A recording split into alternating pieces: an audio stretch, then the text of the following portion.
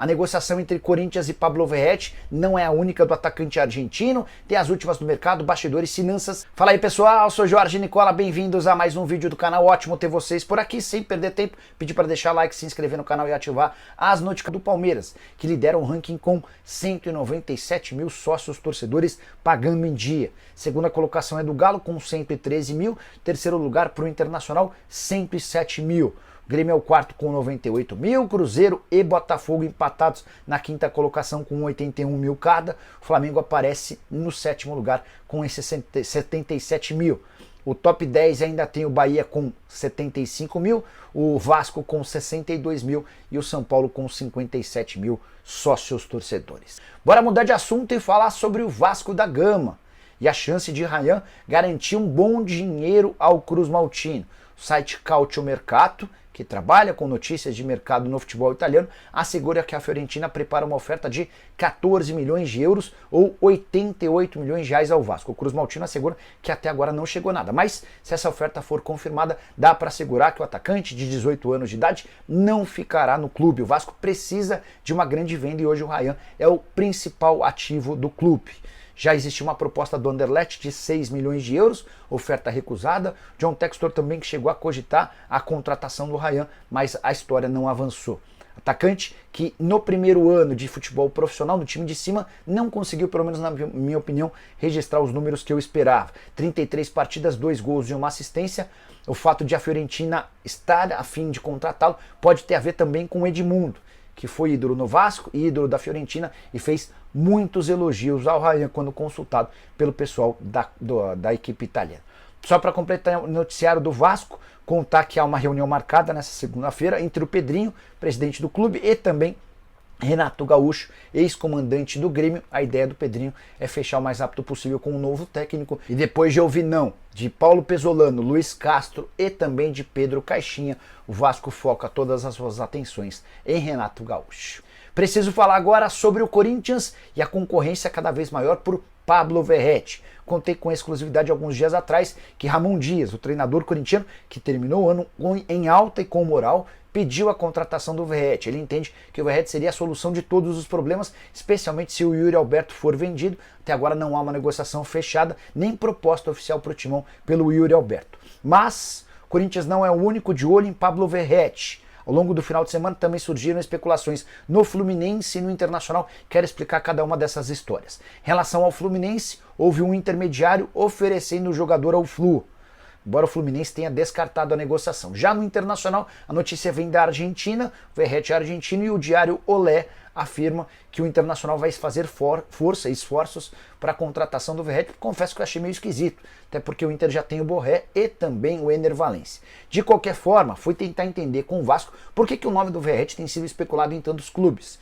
E a informação é de que o Vasco conta com o Verrete, tem nele um protagonista para 2025, está tranquilo em relação à prorrogação do contrato, até porque o vínculo só se encerra em dezembro de 25 e tem uma cláusula automática de extensão até dezembro de 26, mas o Vasco entende que é o empresário do Verrete quem tem sugerido o nome do atleta para tentar uma proposta boa, obrigando o Vasco a aumentar seu salário. Até agora essa história não colou.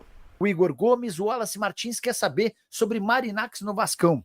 Wallace, uma das principais notícias dos últimos dias foi a informação de que o Marinacci negocia, não é aquisição de Cotia, né? Mas que ele negocia uma parceria com a base do São Paulo. Não é que ele vai ficar com uma fatia do CT, ele vai colocar dinheiro no São Paulo, se a negociação avançar. Essa grana vai ser utilizada para que o São Paulo contrate jogadores na base e depois, quando esses jogadores forem revendidos, o Marinacci fica com um percentual. Tá? Mais ou menos esse modelo que está sendo arquitetado. Vocês vão lembrar que eu fui o primeiro a contar que o Marinacci negociava com um clube brasileiro. Depois eu disse que existia negociação com o Vasco e com outro clube brasileiro. E a minha fonte, que não queria contar qual era, depois que o GE publicou, o GE foi o primeiro a falar em São Paulo. Ela falou que era o São Paulo, mas que ela não podia antes contar sobre o tema. Aí eu perguntei para essa fonte, mas peraí, se o Marinacci fechar com o São Paulo, ele pode comprar a SAF do Vasco?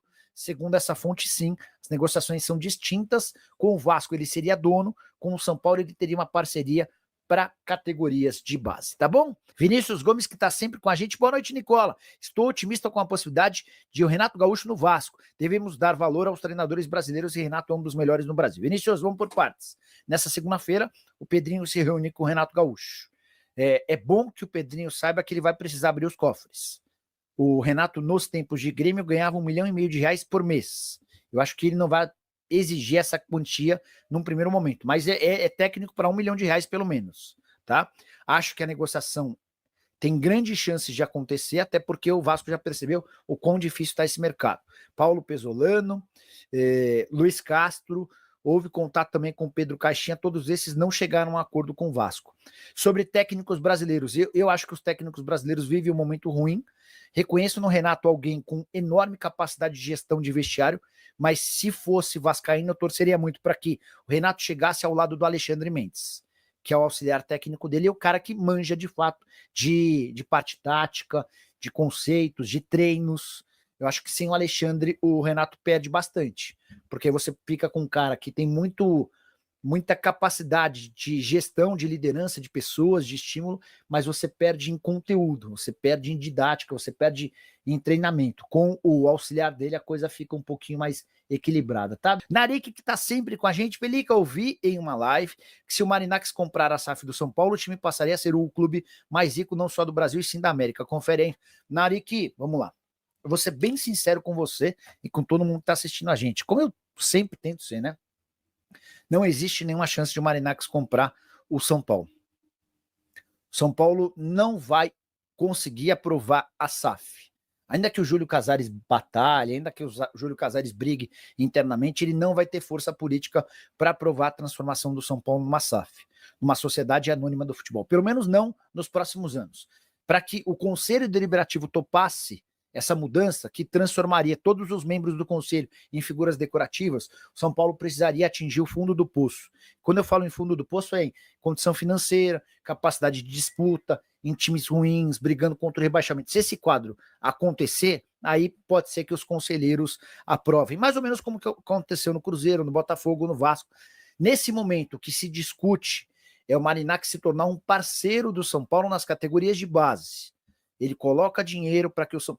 Eu vou explicar a frase... Vou contar, não tem problema. Estava falando com o Douglas Schwartzman, que é o diretor de futebol da base do São Paulo. E eu falei, Douglas, o que vocês estão pensando com essa história do Marinacks? Ele falou, Nicola, nem falei com o Júlio nos últimos dias, mas a estratégia era, hoje o São Paulo gasta 30 milhões de reais por ano com a base, com o Cotia. E por 30 milhões você entende tudo, salários dos atletas, custo de ajuda de custo, salário com funcionários, a manutenção do CT, enfim, 30 milhões é o custo. Esses 30 milhões não permitem ao São Paulo contratar atletas de outros clubes da base. Então, por exemplo, tem um destaque do Mirassol que tem 15 anos de idade. Você precisa colocar uma grana no Mirassol para trazer o jogador. São Paulo não tem essa grana. E agora, com um aperto financeiro, vai ter muito menos grana. Segundo o Douglas, com essa parceria com o Marinacks, se ela se transformar em real, São Paulo vai ter, por exemplo, mais 15, mais 20, mais 30 milhões para poder contratar a joia do Noroeste, a estrela do Retrô, o menino que está se destacando no Cruzeiro. E aí o Marinacks coloca o dinheiro, o São Paulo utiliza como quiser, vende o jogador e o Marinacks participa no lucro, tá? Mais ou menos essa a ideia. Não tem aquisição de percentual de base, não tem venda da estrutura física, não é nada disso. É mais ou menos essa parceria que está sendo desenhada. Beleza? Momento. Thiago Barros, Atlético Mineiro, Grêmio, Santos e Vasco sem técnico. Como explicar a crise no mercado de treinadores? A pergunta é excelente e tem tudo a ver com a crise de técnicos, cara. A gente tem 5 times da Série A sem treinador. O Atlético, o Grêmio, o Santos, o Vasco e o Mirassol. O Atlético, o Grêmio, o Santos e o Vasco todos consultaram o Luiz Castro. Todos, tá? O Caixinha também deve ter tido consulta de todos esses. Pesolano, talvez não de todos, mas de alguns. Então, vivemos uma crise de treinador, até porque vários que fizeram sucesso em outros tempos já estão fora do mercado. Celso Roth, Vanderlei Luxemburgo, Felipão, foram caras que foram, Marcelo Oliveira, foram caras que em algum momento tiveram papel importante e hoje estão completamente descartados, tá? E outros da nova geração talvez não estejam prontos. E aí aposta-se demais em treinador estrangeiro. Mais participações por aqui do Rodrigo Tomás. Coelho no Vasco. Tem mais algum reforço engatilhado para o Gigante da Colina? Existe o interesse, é um alvo real, as tratativas existem.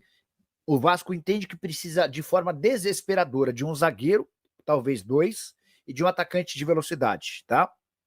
A avaliação é de que o elenco tem carências, mas essas são as principais. E olha que vários zagueiros já foram especulados, o Luizão do West Ham, o Davi Ricardo do Ceará, mais recentemente também surgiu a especulação do Kaique, que é um zagueiro formado na base do Santos, que está jogando na segunda divisão da Espanha. Sobre o Coelho, poderia haver uma troca de jogadores, tá?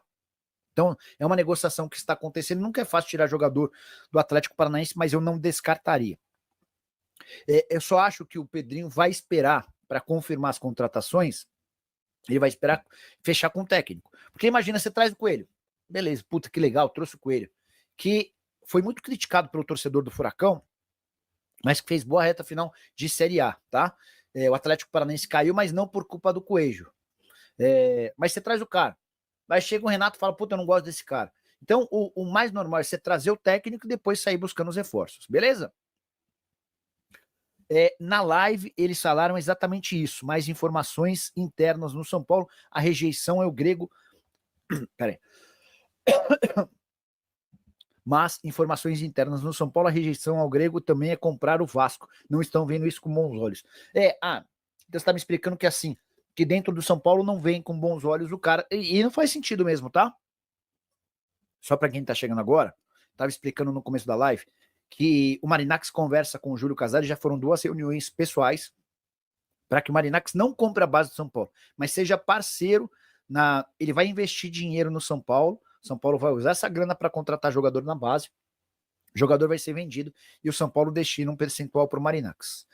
O que o Naric está falando é que dentro do São Paulo não está sendo bem visto o fato dele negociar com outro clube. Não há um impeditivo, tá? Ele pode comprar a SAF do Vasco e pode ser parceiro do São Paulo na base, mas de fato não é normal. O ideal seria que ele comprasse um clube e acabou. Mas Coelho, Verratti, Adson, mais Renato Gaúcho, vai dar trabalho. Cara, o Adson me surpreendeu. Achei que foi um investimento altíssimo, feito pelo Matos. Ele teve uma dificuldade para se entrosar, mas depois pegou moral, estava jogando bem quando ele se contundiu. O Verratti é super artilheiro. O Coelho tem muita dificuldade com fazer gols. Ele cria oportunidades, ele permite chances para os companheiros, mas finalizar nem sempre é o mais forte dele, mas se contratado passa a ser reforço interessante também. E o Matheus Santana, pela lei da SAF, o grego não pode investir em um time e ser dono de outro. Bom ponto, Matheus. A minha fonte que contou que o São Paulo e o Vasco são as opções, ela disse que daria. Eu até vou dar uma pesquisada, vou atrás dessa sua mensagem para arrancar mais novidades, porque se de fato isso é real e o São Paulo fecha com o Marinacks, o Vasco não consegue mais completar a negociação, tá bom? Então é isso aí, torcedor vascaíno, ficamos por aqui com esse vídeo aí, com as principais notícias do Vasco da Gama, né? Começando a semana muito bem informado. Peço que, se você ainda não é inscrito aqui no canal, se inscreve aí para dar aquela moral pra gente, deixa um like aí também no vídeo para dar uma fortalecida e comenta bastante o que você acha aí dessas negociações que o Vasco está tendo no momento, com o Renato Gaúcho muito próximo de ser anunciado como técnico do Vasco. O reforço aí que pode pintar, né, Coelho, mas eu acredito muito aí, como disse até o Nicola também, né, o Vasco irá aguardar definir o treinador para saber se o perfil de contratações que o Vasco apareceu como sugestões no momento é o certo que o treinador vai desejar. Então, ficamos por aqui com esse vídeo. À tarde voltamos com mais informações sobre o Vasco da Gama.